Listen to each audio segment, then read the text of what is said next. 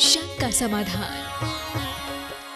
बड़ी शंभुनाथ भगवान की जय जय जय। वर्तमान शासन नायक भगवान महावीर स्वामी की जय जय जय। संत श्रोमणी आचार्य भगवान विद्यासागर जी महाराज की जय जय जय। परम पूज्य प्रमाणिक संत महामना मुनिराज प्रमाण सागर जी महाराज की जय जय जय। परम पूज्य विराट सागर जी महाराज की जय जय जय। भक्तजनों, आज हम पुनः अपने भाग को सराह रहे हैं, जबकि विराजमान है सिद्ध क्षेत्र सिद्धरकूट में आचार्य भगवान विद्यासागर जी महाराज के परम प्रभावक शिष्य महामना मुनिराज प्रमाण सागर जी विराट सागर जी के श्री चरण में आज हम पुनः इस प्रांगण से, जहां से कि आप गुरुदेव के मुखारविंद से अपनी जिज्ञासाओं के, शंकाओं के, समस्याओं के निदान प्राप्त कर पाएंगे, वहीं सुदूर बैठे अवस्थित सभी भक्तजन, सभी श्रोता, सुधी श्रोताओं, मैं आपका वंदन करता हुआ आप सबको गुरुजी के चरण से जोड़ना चाह रहा हूं। मैं चाहता हूं कि गुरुदेव का आशीर्वाद हम पर आच्छादित हो और हम गुरुदेव के आशीर्वाद से अपने आप को धन्य माने। अतः मेरे साथ उच्चारें, नमोस्तु महाराज श्री, नमोस्तु महाराज श्री, नमोस्तु महाराज श्री। इस शंका समाधान के सत्र को मैं महाराज श्री कुछ ऑनलाइन प्रश्नों के माध्यम से प्रारंभ करना चाह रहा हूं, आपके आशीर्वाद चाहते हुए।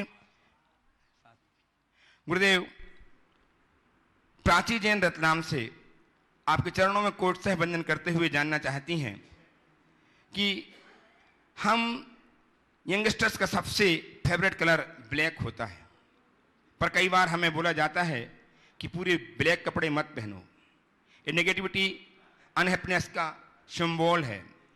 वहीं वाइट कपड़े एक विडो भी पहनती है, तो क्रिश्चियंस में ब्राइड भी हम काला धागा तो शौक से पहनते ही हैं, फिर भी किसी की बुरी नजर न लगे इस भाव से महाराज श्री, जब भगवान भी ब्लैक होते हैं तो हमें क्यों बोला जाता है कि ब्लैक कपड़े में साधु के पास और मंदिर नहीं जाना चाहिए, जबकि भगवान तो हैप्पीनेस और अनहैप्पीनेस से फ्री हैं। नेगेटिविटी, एविल तो हमारे माइंड में होती है, और फिजिकली ब्लैक को पावर और अथॉरिटी का साइन बताती है। तो महाराज श्री, इतनी एम्बिनिटी क्यों? देखिए, कई बार ये सवाल आया, बच्चों ने भी पूछा कि काले कपड़े पहन करके मंदिर जाने का निषेध करते हैं, भगवान काले होते हैं। मैं तो एक ही पंक्ति में उत्तर देता हूँ, काले कपड़े पहनो न पहनो तुम्हारी मर्जी, पर काले काम करना बंद करो। समझिए, काले काम से बचो, बाकी इसमें ज़्यादा दिमाग लगाने की आवश्यकता नहीं। महाराज श्री, कौस्तुभ अतुल यावलकर पिलानी ये वंदन अर्पित करते जानना चाहते हैं कि गुरुदेव, हम अपने हृदय की संवेदनाओं को व्यापक कैसे बनाएं? हृदय की संवेदनाओं को व्यापक बनाने के लिए हमें सभी के आत्मसत्ता को स्वीकारना होगा। जब तक हम अपने समान अन्य प्राणियों के अस्तित्व को स्वीकार नहीं करेंगे, हमारी संवेदनाएं नहीं बढ़ेगी।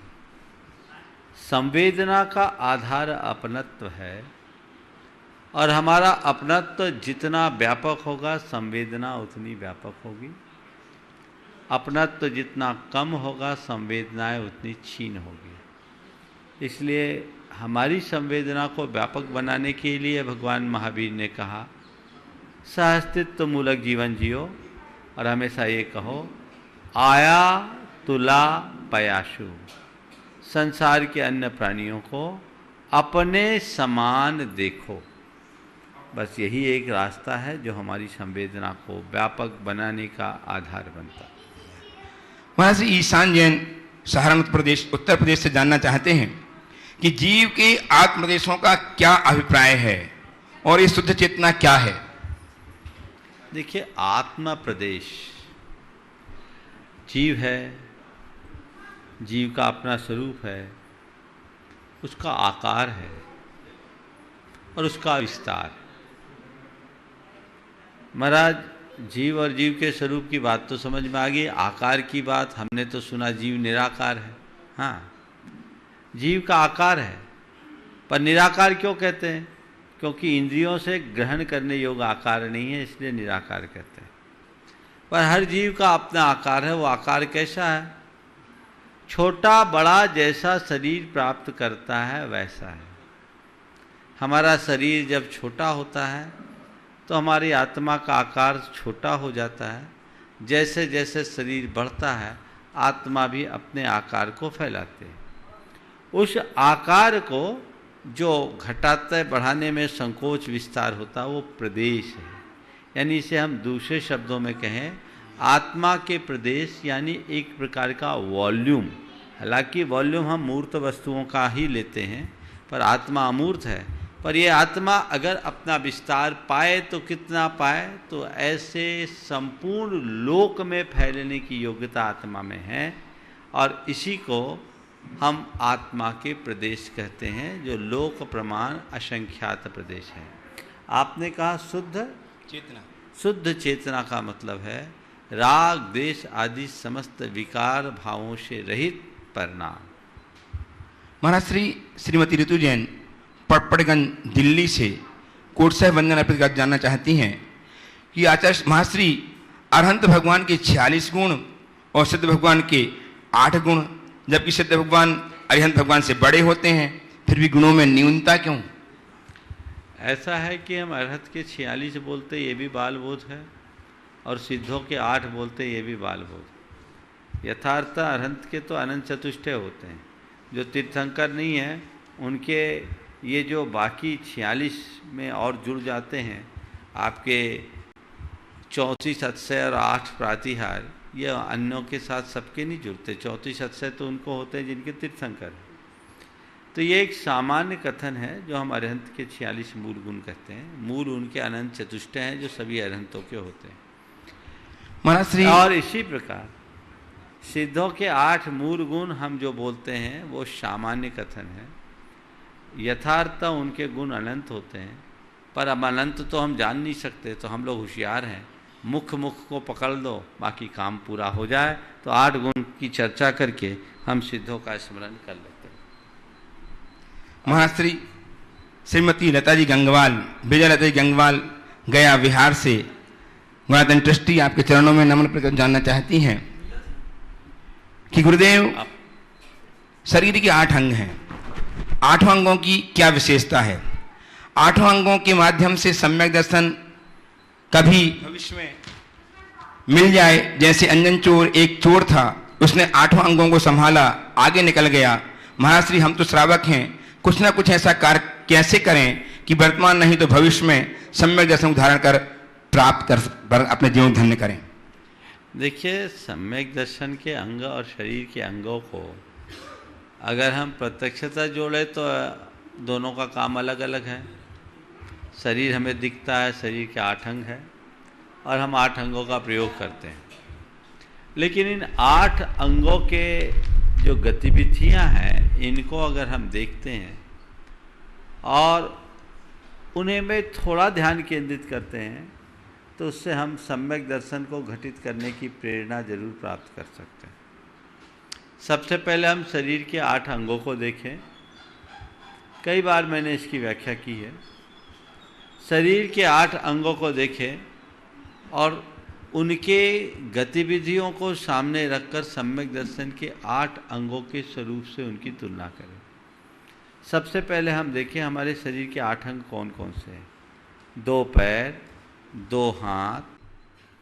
तीसरा अंग है निर्विचिकित्सा अंग, जिसके लिए कहा जाता है कि शरीर के ग्लानिजनक रूप को देखकर मन में ग्लानि या घृणा का भाव ना। हम अपने बाएं हाथ को देखें। शरीर की सब प्रकार की अपवित्रताओं को हम अपने बाएं हाथ से साफ करते कि नहीं? हर व्यक्ति के दिन की शुरुआत अपने शरीर की अशुचिता के निवारण से होती है और उसमें व्यक्ति अपने बाएं हाथ का उपयोग करता है। कभी मन में ग्लानि आती है क्या? जब कभी अपने बाएं हाथ का प्रयोग करो तो मन में सोचो, कहीं मेरे हृदय में किसी धर्मात्मा के प्रति ग्लानि तो नहीं आ रही है, कोई घृणा तो नहीं आ रही। ये निर्विचिकित्सा अंग का प्रतिनिधित्व करता है। इसके साथ है चौथा अंग अमूढ़ दृष्टित्व है। भय, दबाव, प्रलोभन आदि के निमित्त से किसी के दबाव प्रभाव में आकर उन्मार्ग की ओर न झुकना। यानी अपनी कॉन्फिडेंस को एकदम ठीक बना कर रखना, ये अमूढ़ दृष्टित्व है। अपने दाहिने हाथ को देखें, जब कभी कोई बात हम फुल कॉन्फिडेंस के साथ कहते हैं तो क्या कहते हैं? ये तो, क्या कहते हैं? ये तो, समझ गए ना, ठोकूंगा नहीं, ऐसा ही है। ये है अमूढ़ दृष्टित्व का प्रतीक। पांचवा अंग है उपगूहन अंग। इसका मतलब है दूसरों के दोषों को ढांकना।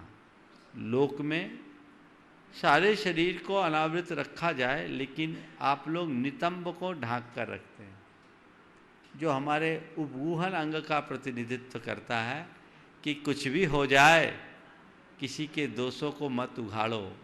दूसरों के दोषों को फैलाना अपनी जांग उघाड़ने जैसा कृत्य है। फिर है स्थितीकरण। कोई व्यक्ति यदि कमजोर हो तो उसे सहारा देना, मार्ग से गिरने वाले को आलंबन देना, इसको बोलते हैं स्थितीकरण। तो स्थितीकरण अंग के लिए कहा गया है कि अगर कोई गिर रहा है, संभाल लो, तो क्या करो? उसका वजन अपनी पीठ पर लाद लो। अपनी पीठ पर मनुष्य अपने वजन से 2.5 गुना वजन लेकर चल सकता है। तो हमारी पीठ स्थितीकरण का प्रतीक बन सकती है। फिर है वात्सल्य, और हमारा अंग है छाती। जब हम किसी के प्रति प्रेम से भरते हैं तो उसे अपने हृदय से लगा लेते हैं, छाती से लगा लेते हैं। बस अपनी छाती के विस्तार दें ताकि सबके प्रति हमारे मन में वात्सल्य का भाव हो। ये वात्सल्य अंग बताता है। इसके बाद है मस्तक। मस्तक हमारे सम्मान और गौरव का प्रतीक बनता है। हम लोग कहते हैं सिर कटा सकते मगर सिर झुका सकते नहीं। ये आन मान मर्यादा का प्रतीक है, हमारे गौरव का प्रतीक है। तो जैसे हम हर पल अपने मस्तक को कभी नीचे नहीं झुकने देना चाहते, उसी प्रकार जिन शासन के गौरव को दिगंत में फैलाना, इसका नाम प्रभावना अंग है। और ये सम्यक दर्शन के 8 अंगों से जुड़े हुए। महाश्री अंकुर जन इंदौर से व्यथा या चिंता व्यक्त करते हुए आपसे समाधान चाहते हैं। गुरुदेव, आज सभी और जमीनों को आवासीय उपयोग में लिया जा रहा है, कृषि भूमि लगातार कम होती जा रही है। क्या हम सभी एक भयंकर विनाश की ओर नहीं बह रहे हैं? धरती का संतुलन कैसे कायम रहे, कृपया समाधान दें। निश्चयतः प्रकृति का अतिरिक्त दोहन आने वाली विभीषिका का संकेत है, पर लोगों का इन बातों पर ध्यान कम है। हमें अपना ध्यान केंद्रित करना चाहिए और उस दिशा में सम्यक प्रयास और पुरुषार्थ करना चाहिए, तभी हम कोई सुपरिणाम लाएंगे। मुझे मालूम पड़ा कि जापान में वहाँ ज़मीनों का बहुत सीमित उपयोग होता है। वो मल्टी बनाते हैं, घर बनाना बड़ा मुश्किल है वहाँ। क्यों? उनके पास ज़मीनें कम हैं और उसमें भी वो खेती करते हैं, तो अपने संसाधनों का मिसयूज नहीं होने देना चाहते। भारत में अभी न तो कोई ऐसी कानूनी व्यवस्था है, न लोगों में जागरूकता। हमें इन बातों पर ध्यान देना चाहिए। मैं तो कहता हूँ अभी कृषि भूमि का उपयोग करे, कम से कम वन भूमि को तो बचने दें। अभी तो वनों की अंधाधुंध कटाई हो रही है, ये अच्छी बात नहीं। तैयार है मंडलेश्वर से श्रीमान इंजीनियर IC जैन साहब, ट्रस्टी भवन गजा एवं ऊन क्षेत्र। और महाशय अंतिम प्रश्न आज का प्रियम लवी जैन इंदौर से बंदन अर्पित करते जानना चाहती हैं कि गुरुदेव, मैं रूपी अग्नि पर सद्भाव एवं वात्सल्य का जल किस प्रकार डाला जाए कि मैं रूपी अग्नि भी बुझ जाए और वात्सल्य रूपी जल की शीतलता सिद्ध हो। मैं रूपी अग्नि पर सद्भाव और वात्सल्य का जल किस तरह से डाला जाए कि मैं रूपी अग्नि भी बुझ जाए और सद्भाव की शीतलता सिद्ध हो, वात्सल्य रूपी जल की शीतलता सिद्ध हो, वात्सल्य रूपी जल की शीतलता सिद्ध हो। मैं तो आपसे कहता हूँ, मैं रूपी अग्नि को जलाने के लिए सद्भाव और वात्सल्य का जल मत डालो, क्योंकि अग्नि को बुझाने के लिए जल डालोगे तो जल भस्म हो जाएगा। मैं एक दूसरी टेक्निक बताता हूँ। क्या करो, उस मैं रूपी अग्नि में ईंधन डालना बंद करो, थोड़ी देर बाद उस पर राख की परत छाने लगेगी, वो अपने आप बुझ जाएगी। उसके प्रति आपका एक सहज सद्भाव रहेगा, हमें अपने वात्सल्य को भी व्यर्थ करने की जरूरत नहीं पड़ेगी। आइए श्रीमान इंजीनियर आईसी जैन साहब, और तैयार हैं श्रीमती सूर्यकांता जी एमएल जैन मंडलेश्वर से ही। पूज्य महाराज जी को मेरे परिवार का और मंडलेश्वर समाज की ओर से त्यौहार नमस्तु नमस्तु नमस्तु। मुनिवर, अमूल्य रत्न की भांति अनमोल खजानों से युक्त यह मानव देव हमें कितने जन्मों के एकत्रित पुण्य स्वरूप प्राप्त हुई है। हम इस गृहस्थ जीवन को कैसे लयबद्धता एवं कलात्मकता प्रदान करें जिससे मोक्ष मार्ग के लक्ष्य बिंदु के समीप हम जा सकें एवं सुमन की भांति स्वयं को सुरभित कर अन्यों को सौरभ प्रदान कर सके। नमस्ते महाराज।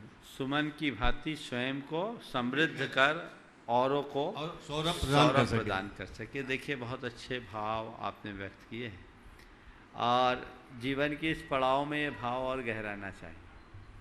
अपने मनुष्य जीवन को किस भांति लयबद्ध करे ताकि हम गृहस्थ जीवन को सार्थक बना सकें।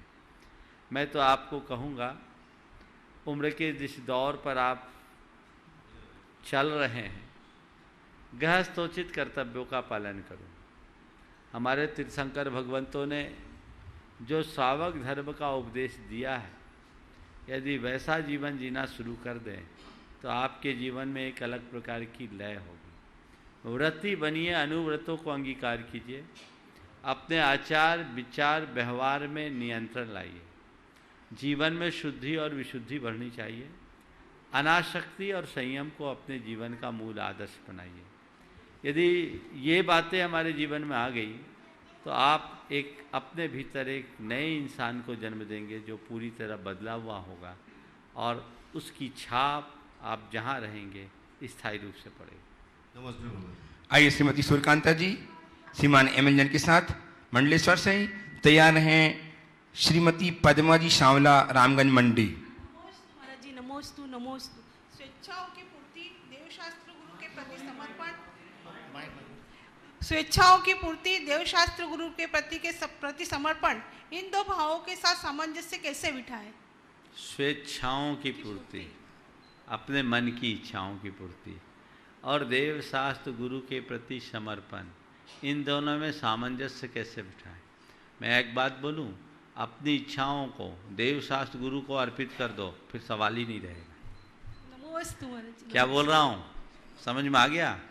बड़ी जल्दी समझ में आ गया। फिर तो मुझे तो उम्मीद नहीं थी कि इतनी जल्दी समझ में आ जाएगा। लेकिन समझिए, अपनी इच्छाओं को यदि हमने गुरु और प्रभु के चरणों में अर्पित कर दिया तो हमारी इच्छाओं की पूर्ति का सवाल ही नहीं होगा। रहा सवाल इच्छाओं की पूर्ति का, तो इच्छाओं की कभी पूर्ति होगी नहीं। और इच्छाओं की पूर्ति के लिए तुम देवशास्त्र गुरु के चरणों में जाओगे भी तो कुछ हासिल नहीं कर पाओगे।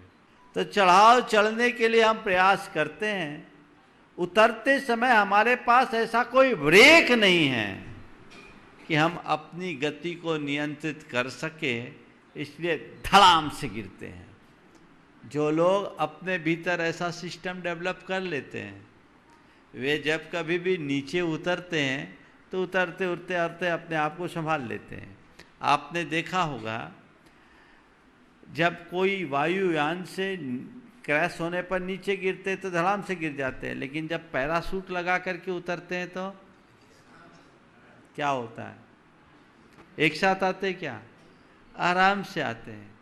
तो क्या हुआ, सामान्य व्यक्ति गिरता और पैराशूट वाला उतरता है। तो जिस व्यक्ति के भीतर सही समझ के आप पैराशूट हो, वो जीवन के उतार के क्रम में गिरेगा नहीं, उतरेगा, वो क्रम से आएगा, धड़ाम से नहीं।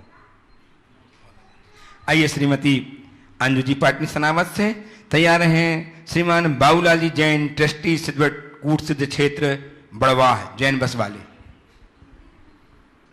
बोलो। हे गुरुवर नमोस्तु नमोस्तु नमोस्तु। महाराज जी, आज आपका आहार करा के मन में बहुत खुशी है, मन बहुत गदगद हो रहा है, इसको मैं व्यक्त नहीं कर सकती। महाराज जी, मेरी ये शंका है कि आपने पहले प्रवचन में कभी कहा था कि गृहस्थ जीवन को दिव्य जीवन का द्वार कहते हैं, ये कैसे? मैंने ये नहीं कहा कि गृहस्थ जीवन को दिव्य जीवन का द्वार कहते हैं। मैंने गृहस्थों को दिव्य जीवन के द्वार तक पहुंचाने का रास्ता बताया है। समझ गए? अगर आप गृहस्थोचित कर्तव्यों का पालन कर लोगे तो आप मान लीजिए कि आपने दिव्य जीवन के द्वार में प्रवेश कर लिया, और जिसने दिव्य जीवन के द्वार में एक कदम रखा वो दिव्य जीवन को जरूर पाएगा, इसमें कोई संशय नहीं। नमस्ते। आइए श्रीमान बाबूलाल जी जैन, ट्रस्टी सिद्धरकूट से क्षेत्र है, और तैयार हैं श्रीमती मंजू जी पाटनी सनावत से। ये तो हो गई। भगवंत अच्छा, जैन बस सर्विस परिवार की ओर से 3 बार नमस्तु, 3 बार नमस्तु, 3 बार नमस्तु।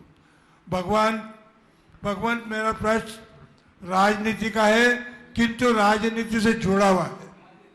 भगवंत, मैं आपसे मेरी जिज्ञासा का समाधान करवाना चाहता हूँ कि जीवन के अंदर 4 उतार चढ़ाव होते हैं। प्रथम हमारा विद्यार्थी जीवन होता है, गुरु शिक्षा देता है। दूसरा धार्मिक जीवन होता है, वो आप शिक्षा देते हैं। उसके बाद जाके आदमी का जीवन चलता है। उसके बाद चौथा पड़ाव आता है राजनीतिक जीवन के अंदर, उसका कोई गुरु नहीं होता है।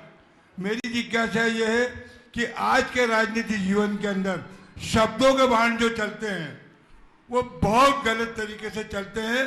पार्टी चाहे कोई भी हो, मैं पार्टी की बात नहीं कर रहा हूँ, वो शब्द के बाण, क्या हम अपनी विरासत को देके जाएंगे? मैं आपसे ये जिज्ञासा भी करना चाहता हूँ कि आपका एक मंच ऐसा है जिससे कि पूरा हिंदुस्तान देखता है, जनता देखती है, नेता देखता है, अभिनेता देखता है, और सब लोग केवल जैन ही नहीं देखते, अजैन भी देखते हैं। आपका महाराज साहब इस पर एक संदेश हो कि आपको करना कुछ भी है, करो, शब्दों के बात में संयम रखो, ये मेरी जिज्ञासा है महाराज साहब। देखिए, बात बिल्कुल सही है। पहले मुद्दों की राजनीति होती थी, अब मौके की राजनीति है, शब्दों की राजनीति होने लगी। जिस तरह की भाषा की स्तरहीनता आजकल चल पड़ी है, ये बिल्कुल अच्छी बात नहीं है, और एक स्वस्थ परंपरा के लक्षण नहीं। हमें चाहिए कि इस पर नियंत्रण लाएं, और इस पर नियंत्रण का एक सरल सा उपाय है, ऐसे कार्यक्रमों का आप लोग बायकॉट करना शुरू कर दो, जनता जागरूक हो जाए। सबसे बड़ी विचित्रता तो ये है कि मुझे एक व्यक्ति ने आकर के बताया कि महाराज, आज के समय में सभी टीवी चैनल्स कुछ बहस आयोजित करते हैं और गिने चुने लोगों को बिठालते हैं, और उसमें स्तरहीन भाषा, और अब तो कुछ में व्यवहार भी बहुत स्तरहीन है, और उसको वो लोग चलाते हैं, एक दूसरे की बातों को उछालते हैं, और सारा हिंदुस्तान बेवकूफ़ बना उनसे चिपका रहता है, उनकी टीआरपी बढ़ती है। क्यों? ऐसी बहस को सुनने से क्या फ़ायदा? और वो वैसे लोग हैं जो केवल अपने पक्ष से बंधे हैं, जिनकी अपनी कोई अच्छी सोच नहीं है, जिनकी अपनी कोई समझ नहीं है, जिनमें अपना कोई संयम नहीं है। उनकी बहस को सुनकर हम क्या पाएंगे? कायदे से हमारे भीतर खुद में इतनी क्षमता होनी चाहिए कि हर राजनीतिक घटना को हम खुद अपने तरीके से विश्लेषित करें और उसका अर्थ निकाल करके निर्णय लें। ऐसे लोगों की बातों में बैठ करके बेसिर पैर की बातें, आजकल तो सब कुछ बहस का मुद्दा बन जाता है और लोग इसमें लगते हैं। तो यहाँ से रोक शुरू होनी चाहिए, और अगर इस तरह की भाषाओं का व्यवहार होने लगे और जनता उसके विरुद्ध जाग जाए तो अपने आप सब लोगों को सबक सीखने का मौका मिलेगा। उपस्थित हों श्रीमती मंजू जी पाटनी सनावत से। तैयार हैं अनन्य मुनि भक्त श्रीमान मुकेश जी जैन मेट्रो ट्रस्टी आयतन दिल्ली से। हे गुरुवर, नमोस्तु नमोस्तु नमोस्तु। जिस व्यक्ति को हमारे रिश्तों की कदर नहीं होती है, उसके साथ खड़े होने से अच्छा है कि हम अकेले खड़े रहें। तो यह हमारा स्वाभिमान होगा कि अभिमान? जिसको रिश्तों की कदर नहीं, उसके साथ खड़े रहने से हम अकेला खड़े रहें, ये अच्छा है। आपने पूछा है स्वाभिमान है या अभिमान? थोड़ा स्वाभिमान और अभिमान का अर्थ समझिए। स्वाभिमान का मतलब होता अपनी गरिमा को बनाए रखना, और अभिमान का मतलब होता है सम्मान की चाह रखना। मेरा सम्मान हो ये भाव हो तो अभिमान है, और मेरा अपमान ना हो ये सावधानी हो तो स्वाभिमान है। अगर हम अपने आप को अपमान से बचाने के लिए सुरक्षित दूरी रखते हैं तो मैं उसे स्वाभिमान ही कहूँ। आइए गुरु चंचरी श्रीमान मुकेश जी मेट्रो दिल्ली तैयार हैं। श्रीमती अंजू जी जैन गुड़गांव से ट्रस्टी गुणायतन। नमोस्तु भगवान, नमोस्तु नमोस्तु नमोस्तु।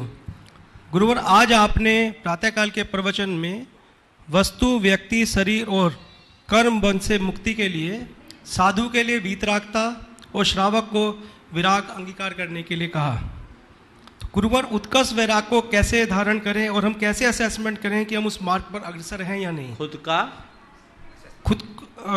वैराग को कैसे धारण करें और हम कैसे असेसमेंट करें कि हम उस मार्ग पर चल रहे हैं या नहीं? गुरुवर, बहुत अच्छी बात। हृदय में वैराग्य कैसे उमड़े और हम उसका असेसमेंट कैसे करें, बहुत महत्वपूर्ण सवाल है। अपने अंतर मन को देखो कि तुम्हारी रुचि कैसी है। यदि पंचेंद्रिय के विषयों के प्रति मन उत्कंठित है, लालायित है, तो समझना अभी तुम राग की ओर जा रहे हो। उनके प्रति उदासीनता है तो समझना मेरे भीतर विराग का अंकुर फूट गया है। संसार से डर है तो समझना मेरे भीतर वैराग के लक्षण प्रकट हो रहे हैं। संसार के प्रति कोई डर नहीं तो समझना अभी मैं राग में अंधा हुआ हूँ। पापों से डर है तो समझना मैं सही दिशा में बढ़ रहा हूँ, और पापों से बेखबर हो तो समझना अभी मुझे संसार में ही उलझना है। तो ये कुछ कसौटियाँ हैं, इनको हमें ध्यान रखना चाहिए। दो शब्द हमारे आचार्यों ने किए, संवेग और निर्वेद। संवेग यानी पापों से डर, और निर्वेद यानी भोगों से उदासीनता। ये दोनों चीज़ें आ गई तो समझना हम वैराग्य की दिशा में बढ़ रहे हैं, और जिनके अंदर वैराग्य जगता है उनके साथ ये सब चीज़ें अपने आप होने लगती है और उनके जीवन की दिशा दशा बदलती है। हमें इसका नियमित ख्याल रखना चाहिए। आइए श्रीमान गौरव जी जैन दिल्ली से तैयार हैं। आज जैन इंडियन सोसाइटी इंदौर के 5 सदस्य उपस्थित हैं। श्री राजन जी, महेंद्र जी, शशांक जी, निकेतन जी, राजेश जी, गुना वाले तैयार रहेंगे। एक साथ खड़े होकर के अपने प्रश्न प्रस्तुत करके समाधान प्राप्त करेंगे। एक गुरुवर नमोस्तु नमोस्तु नमोस्तु। एक गुरुवर, मेरा आपने अपने प्रवचन में बोला था 4 सक्सेस के 4D बताए थे आपने। एक डिसीजन, डिज़ायर, डिसीजन, डिटर्मिनेशन और डिवोशन। तो हमारा डिज़ायर भी है, हमारी डिसीजन भी हमने लिया है, पर डिटर्मिनेशन के लिए बहुत डिटर्मिनेशन को कैसे पक्का करें? हाँ, डिटर्मिनेशन को पक्का करने के लिए कुछ नहीं करना, थोड़े दिन मेरे पास रह जाए। खरबूजा खरबूजे को देखकर रंग बदल लेगा, समझ गए? डिस्टर्बिंग एलिमेंट जहाँ होंगे वहाँ डिटरमाइन नहीं रह पाओगे, समझ गए ना? यहाँ तो डेवलपिंग एलिमेंट है, समझ गए? तो इधर आ जाओगे तो डिवोशन भी बढ़ेगा और डिटर्मिनेशन भी होगा। हाँ, ये हो सकता है घर वालों को चिंता न बढ़ जाए, वो सुन रही होगी, बोला कोई दिक्कत नहीं, हमारे पास वो वैकेंसी नहीं है, बाकी ठीक बैलेंस है। ठीक। आइए जैन इंजीनियरिंग न्यूयर्स सोसाइटी इंदौर के श्रीमान राजन जी सिंह जैन, महेंद्र जी पहाड़िया, शशांक जी जैन, निकेतन जी सेठी, राजेश जी गुना वाले अपने स्थान में खड़े हो जाएं और अपने प्रश्न प्रस्तुत कर समाधान प्राप्त करें। तैयार हैं श्रीमान दीपक जी जैन, सपना जी जैन, माही के संग पहले बड़बाज तो हो जान दे भैया। हाँ। गुरुवर के चरणों में विश्व में फैले समस्त जैन इंजीनियर्स की ओर से सादर नमन। गुरुवर, आज मैं कुछ क्षण इस सोसाइटी को इंट्रोड्यूस करने के लिए लूँगा, कृपया मुझे स्वीकृति दें। गुरुवर, जैन इंजीनियर सोसाइटी समग्र जैन समाज की एक संस्था है जो पिछले 18 वर्षों से देश में और विदेश में काम कर रही है, एवं इसके 14 चैप्टर्स काम कर रहे हैं, जिसमें कपल्स भी जुड़े हुए हैं। गुरुवर, हमारा मुख्य उद्देश्य शिक्षा, चिकित्सा, सामान्य जागरूकता एवं एंटरप्रेन्योरशिप है, और इसी के ऊपर हम लोग कार्य करते हैं। गुरुवर, अभी हमने जो कार्य किए हैं उसमें मुख्य कार्य जो हमने किए, बड़वानी के अंदर भी पहले भी हमने कार्य किया, महामस्तकाभिषेक के लिए भी काम किया, पूरी पुष्पगिरी के अंदर हमने काम किया। हमारी संस्था काफ़ी स्ट्रांग है, सभी नवयुवक हैं और सीनियर में हमारे और भी सदस्य काफ़ी जुड़े हुए हैं। हमने एक चीज़ जो अभी देखी सर, हमारे समाज के अंदर, हमारे समाज के सिक्के के जो दो पहलू हैं, उन एक पहलू में हम जो यहाँ दिख रहे हैं वो सब एक पहलू के हैं। दूसरे पहलू के लोग जो मंदिर नहीं आते हैं, उपाश्रय नहीं जाते हैं, वो शर्म के मारे, क्योंकि उनके ड्रेस अच्छी नहीं होती, वो मजदूरी करते हैं, होटलों में काम करते हैं। गुरुवर ऐसे लोगों को स्ट्रीम में लाने का काम इस संस्था ने किया है। 1200 बच्चे जो कब्बशीद होते थे, होटलों में काम करते थे, जो शिक्षा से विमुख थे, उन लोगों को हमने स्कूल में दाखिला दिलवाया और उनकी पढ़ाई का प्रबंध किया और आज वो इंजीनियर और डॉक्टर बन के समाज के साथ स्ट्रीम में मिले हुए हैं और काम कर रहे हैं। इसी प्रकार से हमारी संस्था चिकित्सा के लिए भी कई कार्य कर रही है। हम मोबाइल हॉस्पिटल चलाते हैं, गाँवों में जाते हैं, डॉक्टर, नर्स, ड्राइवर का जो हम लोग खर्चा है वो आपस में ही कंट्रीब्यूट करके दवाइयाँ देते हैं। तो ये भी एक बहुत पुण्य का काम हमारी संस्था सभी जगह कर रही है। अभी एक जो आपने मिशन हमें दिया है वो है जनगणना का, जैन समाज की। गुरुवर, मैं आपको सूचित करना चाहता हूँ कि उज्जैन चैप्टर ने, इंजीनियर सोसाइटी के उज्जैन चैप्टर ने बहुत अच्छा कार्य किया है और उन्होंने वहाँ की जनगणना का करीब 70% काम पूरा कर लिया है। पिछले हफ्ता हम वहाँ गए थे और हमने वहाँ की पूरी जानकारी ली और हमने आपके आदेश के बाद में, जो आपकी इच्छा थी उसके बाद में, हमने काफ़ी चैप्टर में काम करने की कोशिश की। परंतु गुरुवर, हर जगह कोई ना कोई समाज की संस्था ये कार्य कर रही है और इसका कोई ऐसा नेटवर्किंग नहीं हो पाया, कोई इंटीग्रेशन नहीं हो पाया। सब लोग काम करना चाह रहे हैं परंतु हमारे पास जो समग्र रूप से जो गिनती आना चाहिए उसको आने में हमें बड़ा ऐसा लग रहा है कि हम नहीं कर पाएंगे उस प्रोजेक्ट को। हमें आपसे इसके आशीर्वाद चाहिए, आपका मार्गदर्शन चाहिए कि कृपया इस बारे में हम बताएं कि हम कैसे इस मिशन को पूरा करें।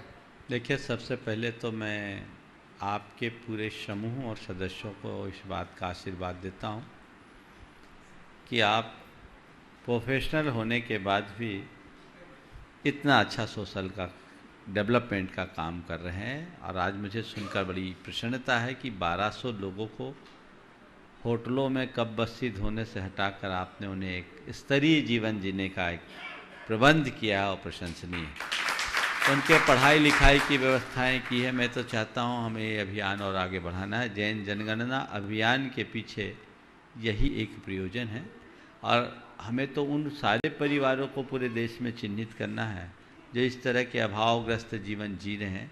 हमने उनके बच्चों को तो पढ़ाई दिया, उन परिवारों को भी उस व्यवसाय से मुक्त, उस वृत्ति से मुक्त करना है जिससे हम अपने समाज को एक अच्छी दिशा दे सकें।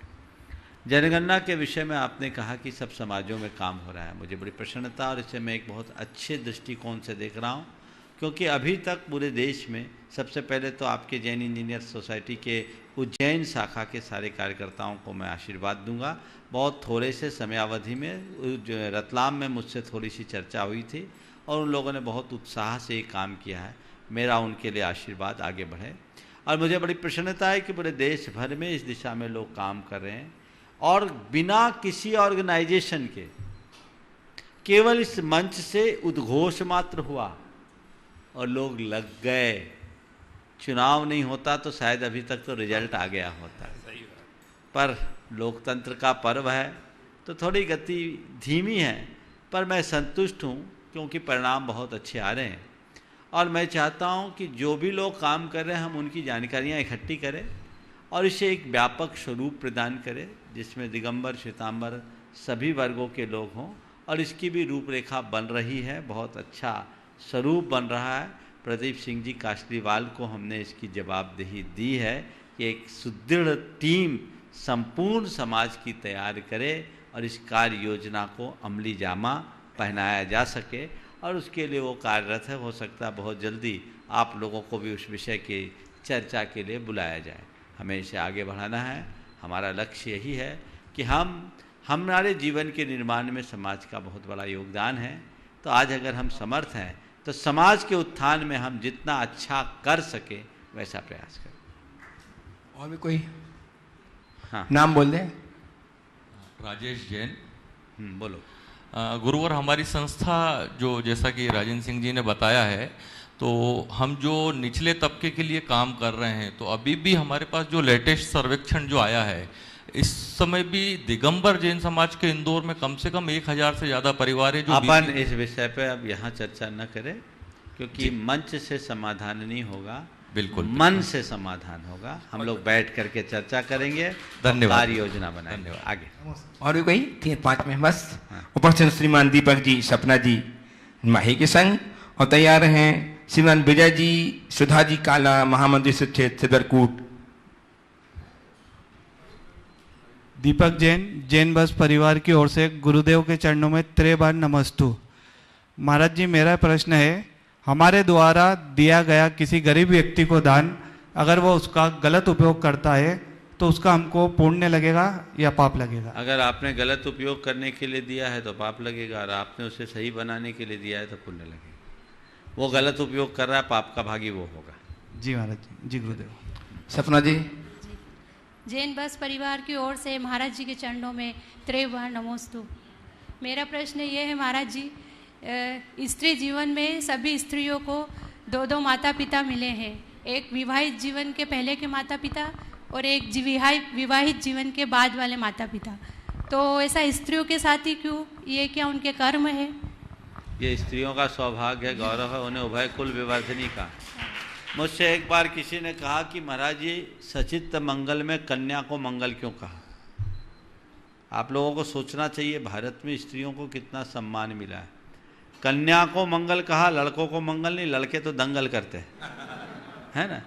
तो कन्या भोज की परंपरा हमारे यहाँ है। मांगलिक कार्यों में कन्या को मंगल के रूप में देखा जाता है। मुझसे एक बार सवाल किया कि कन्याओं को मंगल क्यों कहा?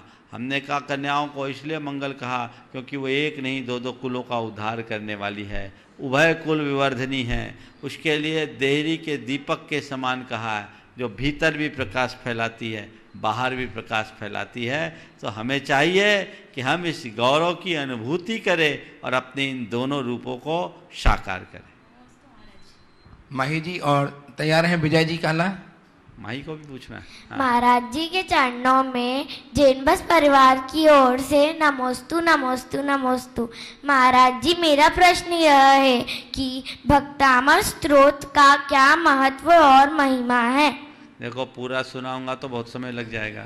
बस यही समझो कि भक्तामर स्तोत्र एक ऐसा स्तोत्र है जो भक्तों को अमर बना देता है। समझ गए? हमारे सारे संकट टलते हैं, हमारे जीवन में एक अलग आध्यात्मिक दृष्टि प्रकट होती है। आगे उपस्थित हूँ विकासी जैन सिद्धम NSDC, और तैयार हैं श्री आशीष जैन, जैन बस बड़वा। गुरुवर के चरणों में नमोस्तु नमोस्तु नमोस्तु। पूरी बस फुल है आज। हाँ, बोलो। गुरुवर, कहा जाता है कि समय से पूर्व और भाग्य से अधिक किसी को कुछ प्राप्त नहीं होता है। तो गुरुवर, हम ऐसा क्या पुरुषार्थ करें कि जो भाग्य में ना लिखा हो वो भी प्राप्त हो? ऐसा क्या पुरुषार्थ करे कि जो भाग्य में न लिखा हो वो भी प्राप्त हो? मैं तो ये कहूँ कि जो प्राप्त हो उसे अपने भाग्य और अभाग्य सबका स्वीकार कर लो, पुरुषार्थ की जरूरत ही न पड़े। नमोस्तु। आइए आशीष जैन, जैन बस गुरुदेव बड़वा, के चरणों में और तैयार हैं श्रीमती नम्रता जी, जैन NSDC सिद्धवरकूट। गुरुदेव के चरणों में त्रिकोटि नमोस्तु नमोस्तु। गुरुदेव, आत्मा और मन एक ही है कि अलग अलग है? आत्मा और मन एक नहीं है। आत्मा एक व्यापक तत्व है, मन उसका साधन है। जैसे समझें, जैसे एक मकान है और मकान में एक खिड़की या दरवाज़ा है, तो खिड़की दरवाज़ा मकान के अंग है या मकान? अलग अलग है। अलग है ना। तो बस आत्मा मकान है तो मन एक खिड़की है जिससे झांक कर आत्मा बाहर देखता है। नमोस्तु गुरुदेव। आइए नम्रता जी, NSDC जितवरकूट। तैयार हैं श्री कमल जी, जैन संगीतकार बड़वा।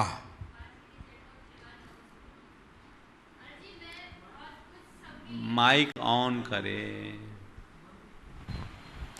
महाराज जी, मैं बहुत सबके लिए बहुत कुछ अच्छा करती हूँ, सोचती भी हूँ कि मैं कोई मुझसे दुखी ना हो, मैं अच्छा करूँ।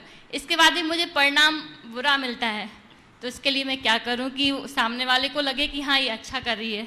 खूब अच्छा करना शुरू कर दो। ये सोचो कि अच्छा करने के बाद जब परिणाम बुरा मिलता है तो बुरा करूँगी तो पता नहीं क्या मिलेगा।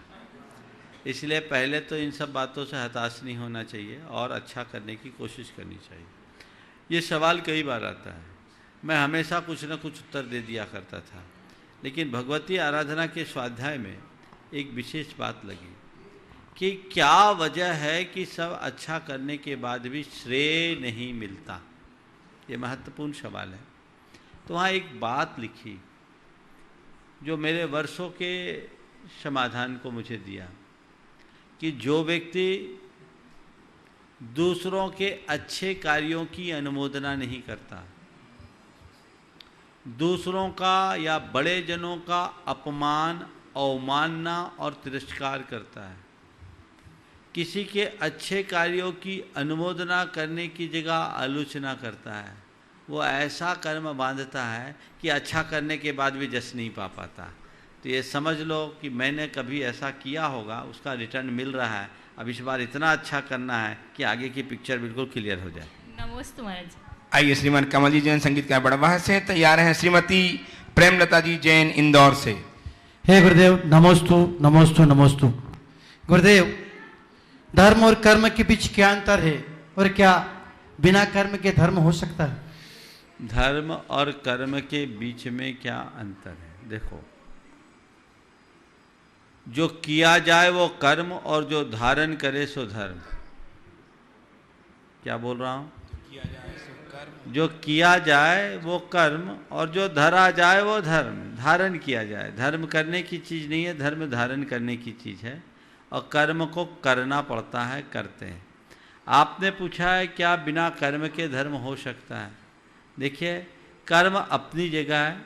अगर हम कर्म को केवल लौकिक कर्म की दृष्टि से देखें तो लौकिक कर्म के बिना धर्म हो सकता है, लेकिन कर्म को यदि हम एक पुरुषार्थ का प्रतीक माने तो बिना कर्म के धर्म नहीं होता। अगर तुम जिस कर्म की बात करते हो अगर उसे ढूंढोगे तो हमारे पास वो कर्म नहीं है, पर धर्म दिख रहा है कि नहीं? बोलो। दिख रहा है। तो हमारे पास कर्म के बिना धर्म है कि नहीं है? इससे बड़ा प्रमाण और क्या चाहिए? मिल गया प्रमाण? बोलो जी महाराज। मिल गया ना? तो इतनी ठंडी प्रतिक्रिया क्यों? नमस्ते गुरुदेव, नमस्ते। अब सुनो, लेकिन अगर दूसरी तरफ देखें तो मेरा धर्म तब चल रहा है जब मैं क्रियाशील हूँ, अपने कर्तव्य में डटा हूँ, सतत पुरुषार्थ कर रहा हूँ, अपने प्रति जागरूकता बनाया हूँ, इसलिए मेरा ये कर्म मेरे साथ जुड़ा है तो धर्म चल रहा है। इसलिए इसको अनेकांश से लेकर चलना।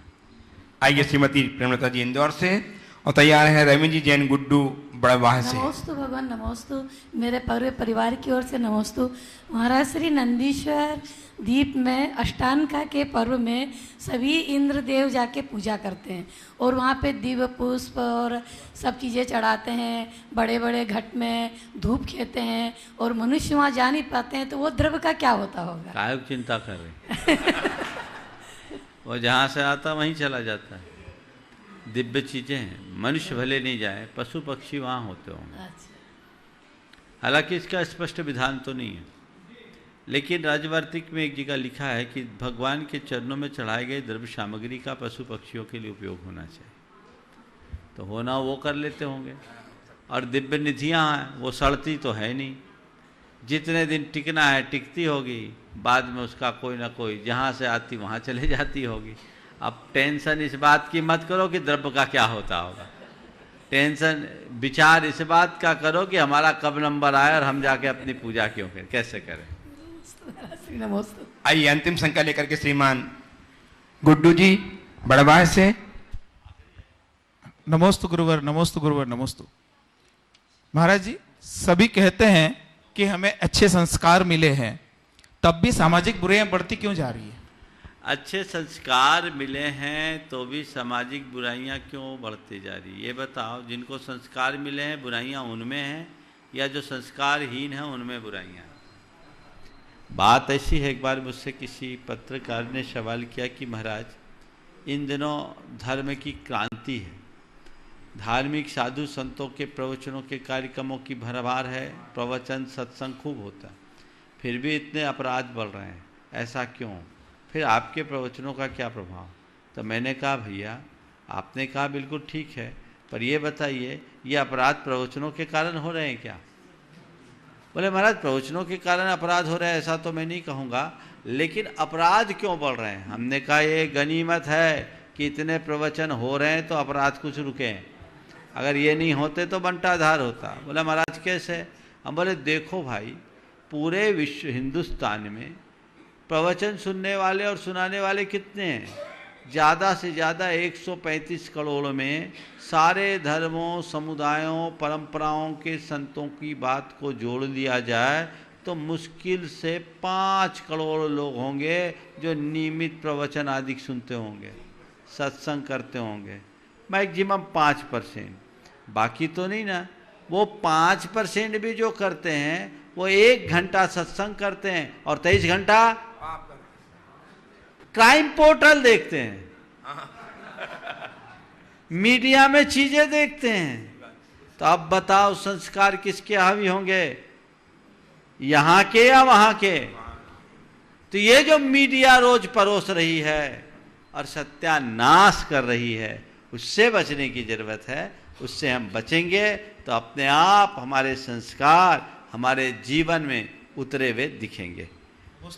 इस प्रकार आज के सत्र को यहीं पर विराम। बोलिए परम पूज्य आचार्य गुरु वत्स विद्यासागर जी महाराज की जय। परम पूज्य प्रमाण सागर जी महाराज की जय।